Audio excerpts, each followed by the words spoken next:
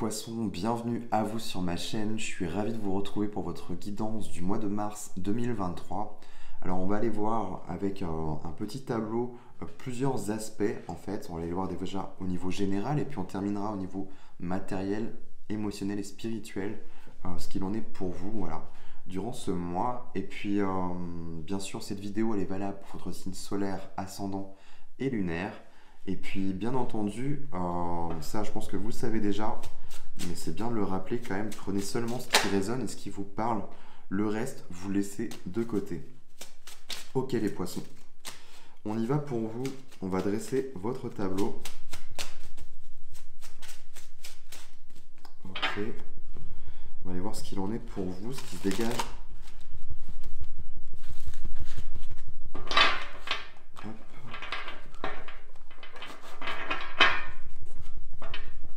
Qu'est-ce qu'on a pour nos poissons? On va aller voir quelles sont vos influences, les enjeux durant ce mois, ce qui se passe au niveau conscient et inconscient, la synthèse de tout ça, et ensuite on ira voir l'aspect matériel, émotionnel et spirituel. Alors les poissons, vous avez quoi en dos de deck? Vous avez l'empereur, chevalier de coupe et 8 de bâton. Et on a le soleil, on a la fluidité.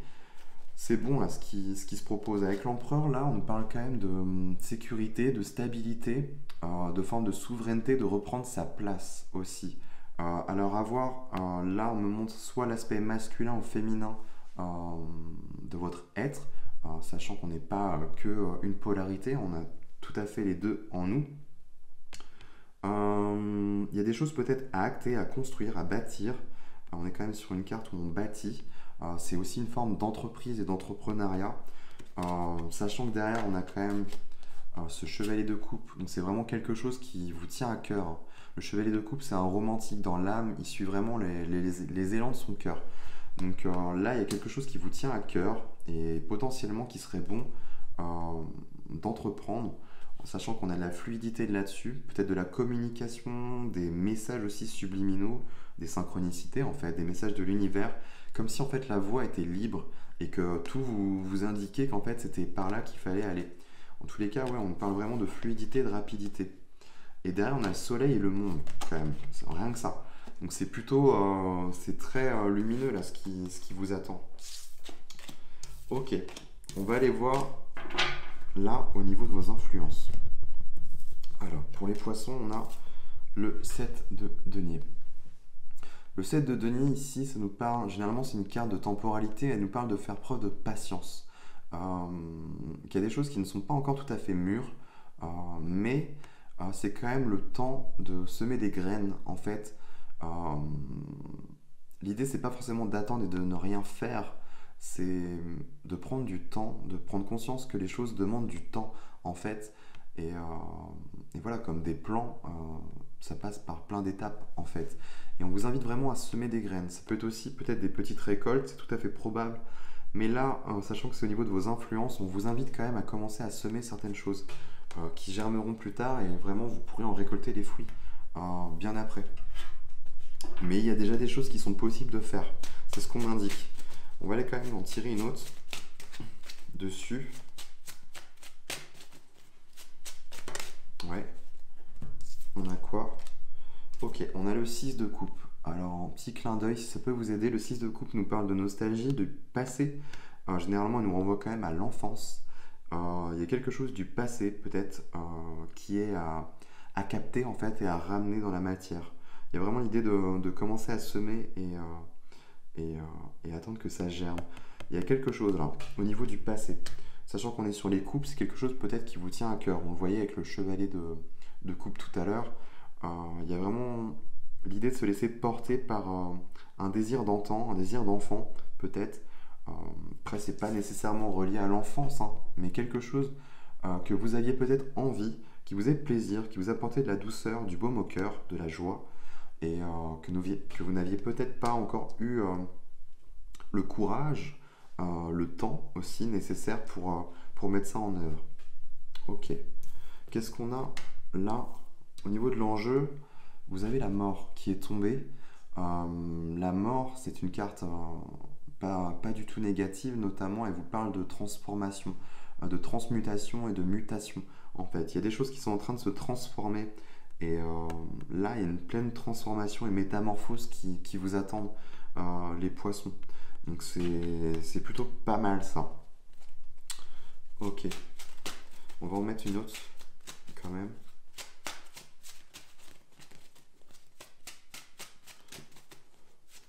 Mais là, je pense qu'il y a le besoin peut-être d'acter quelque chose dans la matière concrètement pour que ça acte aussi cette transformation qui est nécessaire. Une forme de métamorphose de l'intérieur et ça va c'est comme si ça allait ouvrir une nouvelle porte.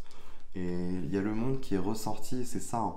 Il y a une porte, il y a une forme de clôture, hein. On est sur le 21. Attends.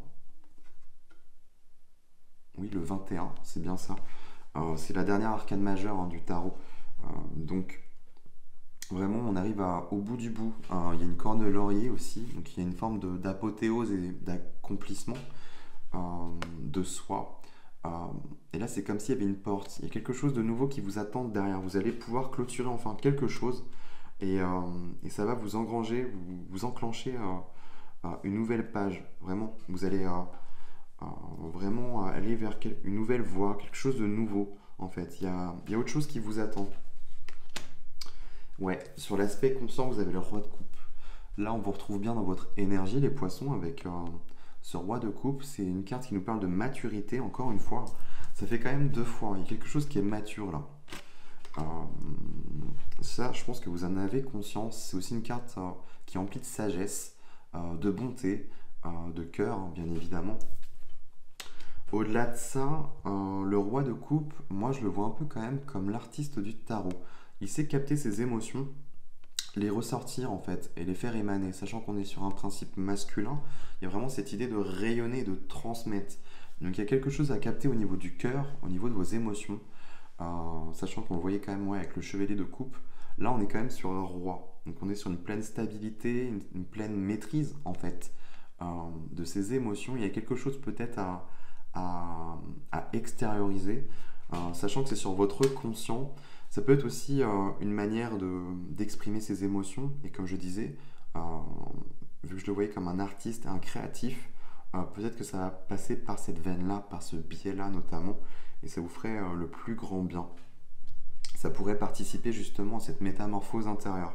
Je vois vraiment un papillon en fait derrière, comme si là vous allez sortir de votre chrysalide et qu'enfin les ailes vont commencer à sortir et à se déployer. Sur l'aspect inconscient, ok. Là, je pense que je vais remettre une autre. Vous avez le 2 de denier qui est sorti. Il y a l'idée peut-être de jongler, hein, vraiment avec 2 choses. Donc ça serait intéressant que je remette une autre. Euh, Peut-être une chose que vous avez laissée de côté durant l'enfance, hein, dans le passé en tous les cas. Quelque chose peut-être de créatif. Et là, notamment, ça va nécessiter de jongler avec. Ça peut aussi être une carte qui nous parle d'instabilité aussi. Mais là, ça taperait peut-être plus dans les émotions, mais je pense pas. Il y a quelque chose qui cherche à remonter. Et c'est comme si c'était pour vous permettre de retrouver une forme d'équilibre en fait. Pouvoir enfin, c'est comme s'il y avait déjà quelque chose qui était là, mais il manquait encore quelque chose d'autre. Ouais, ok. Là, on a le 9 de denier. Donc ici, on nous parle quand même, c'est une carte qui nous parle de valeur de soi, de retrouver estime de soi, en fait, de reprendre confiance, mais surtout d'avoir un regard neuf sur soi, sur ses capacités. C'est aussi une carte qui est très indépendante et autonome. Euh, Notamment, ça ne veut pas dire qu'on n'a pas forcément à demander de l'aide, mais il y a une forme de fierté qui s'en dégage, en fait, de s'être bâti par soi-même, d'avoir construit par soi-même, d'avoir posé des jalons, en fait, d'avoir posé ces graines qui ont germé, qui ont mûri, et de pouvoir en récolter les fruits. Il y a cette idée-là quand même. Donc voilà un disque qu'on me donne. C'est quelque chose vraiment qui pourrait vous apporter une pleine satisfaction en fait, qui pourrait vous permettre de redorer votre blason. Et c'est vous avec vous-même, c'est pas nécessairement vous avec le monde extérieur, ça viendra peut-être après, hein, même si vous l'aviez quand même en enjeu. Euh, mais c'est quelque chose qui vous permettrait en fait d'aller plus loin, notamment. Là, je ressens des prémices de quelque chose, des choses qui sont déjà conscientisées, qui sont là hein, pour vous les poissons, qui sont aussi à mettre en œuvre notamment. Et c'est ça qui va enclencher le pas derrière. Il y a d'autres choses qui vont remonter et notamment vous allez pouvoir vraiment vous... Comment je pourrais dire ça? Sachant qu'on avait l'empereur tout à l'heure, il y a vraiment cette idée de pilier et de colonne, redevenir plus solide, plus droit en fait, plus aligné avec vous-même tout simplement. En synthèse, vous avez quoi? Ok.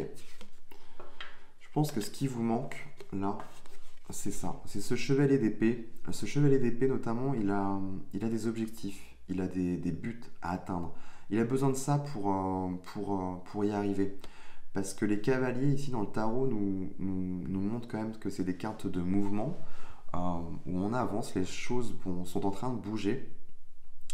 Je crois que ouais, la carte du cavalier d'épée, c'est vraiment celle qui est la plus vive, la plus incisive aussi, la plus rapide du jeu. Elle est très mentale, il y a vraiment besoin de...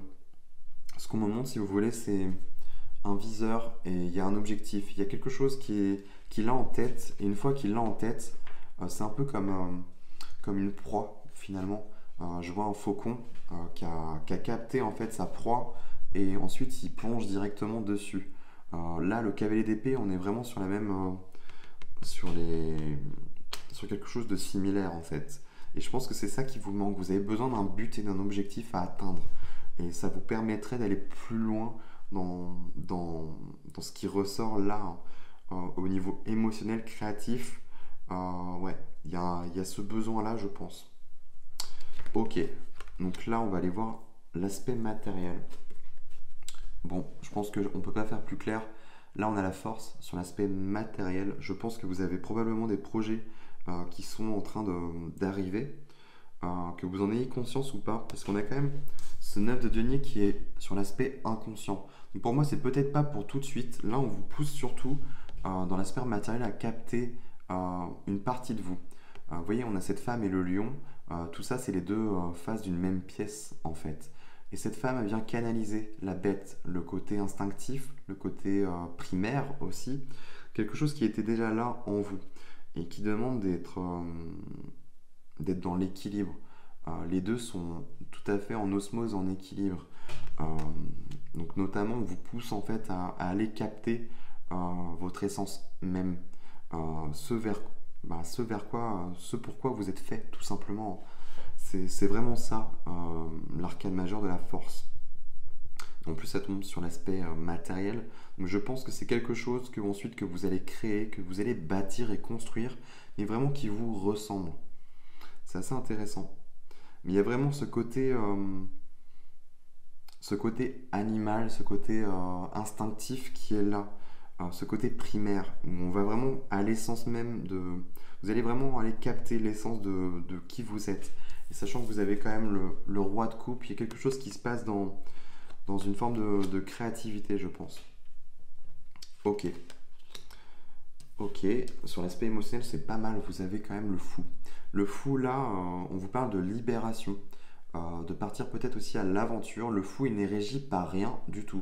C'est l'arcane majeur où il y a un zéro. Donc vraiment, rien n'a d'impact en fait sur vos émotions. Euh, c'est comme si vous vous libérez totalement de ce qui vous entravait. Là, vous êtes dans un mois, je pense, de renaissance. Les choses sont en train de germer, de mûrir. euh, et ça demande en fait qu'aller encore plus loin. Euh, et heureusement, j'ai envie de dire que vous avez ce fou qui est sur l'aspect émotionnel. Ça vous permet vraiment de ne pas être entravé ou enchaîné à certaines choses. Là, sur le plan émotionnel, voilà, je m'en fous, je suis bien avec moi-même. Je fais ce que je veux, ce que je souhaite, et je vais où mon cœur en fait a envie de me mener. C'est vraiment ça, hein. Le fou, c'est un peu comme un enfant. Euh, il se laisse aller au gré de ses désirs, au gré du vent en fait. C'est tout à fait ça. Euh, et sachant que là, je sais pas, ouais, vous voyez, il a un petit baluchon. Il n'a pas beaucoup en fait de bagages sur lui, des bagages qui pourraient l'alourdir. Il est vraiment léger. Donc c'est plutôt bénéfique ça. Et sur l'aspect spirituel, vous avez le 8 de coupe. C'est assez intéressant parce que l'aspect spirituel, je trouve qu'elle est bien placée, l'aspect spirituel nous parle de vraiment ce vers quoi vous êtes en quête. Et là, on vous parle notamment de partir en quête de quelque chose.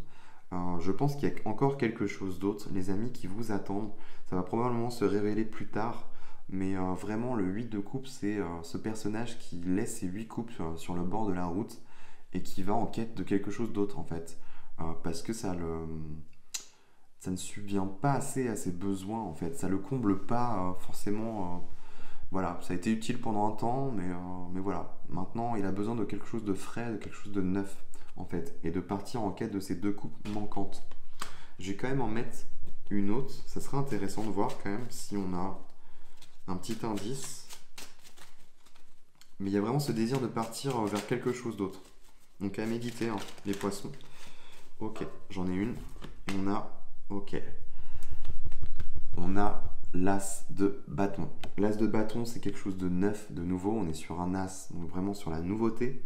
L'as de bâton, c'est quelque chose qui va capter l'énergie de vie, hein, l'énergie vitale, vos désirs, tout ce qui va être passionné. Vraiment, on est sur la créativité, hein, l'étincelle de vie, en fait. Et vraiment, c'est ce qui se rapproche plus de la créativité. Créer quelque chose, fonder quelque chose, je ne sais pas quoi. Mais c'est comme s'il y a de l'énergie vitale qui refaisait surface. Comme si... c'est aussi une carte d'inspiration. On vous insuffle la vie, des idées créatrices, des idées novatrices aussi. Il y a quelque chose de neuf qui va arriver. Je pense qu'il y a des... Comme si vos guides allaient vous envoyer des messages, des inspirations, et que vous allez pouvoir les matérialiser, les créer. C'est tout à fait probable. Voilà ce que je peux vous dire, les poissons, pour ce mois de mars. J'espère que ça aura pu vous aider, que ça vous aura plu aussi.